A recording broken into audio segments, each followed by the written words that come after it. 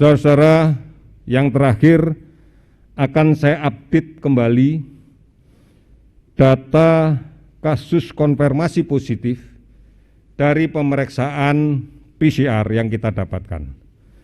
Yang pertama, ada 218 kasus baru, sehingga total menjadi 2.956 kasus.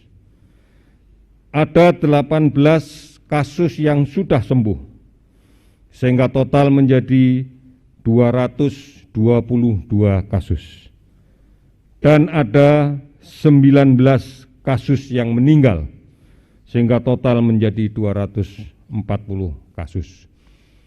Kita ingatkan kembali bersama-sama untuk bisa patuhi dan disiplin.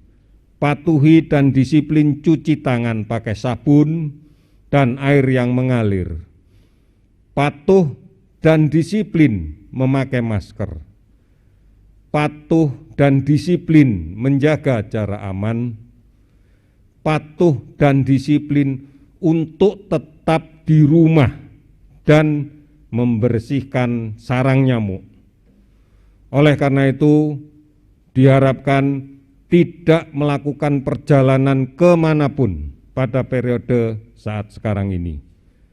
Resikonya akan semakin besar.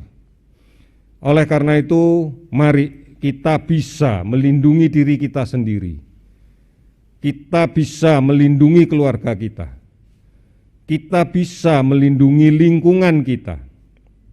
Kita bisa melindungi orang-orang yang sudah tua, saudara-saudara kita yang di kampung, agar mereka tetap sehat. Kita bisa melindungi seluruh bangsa kita.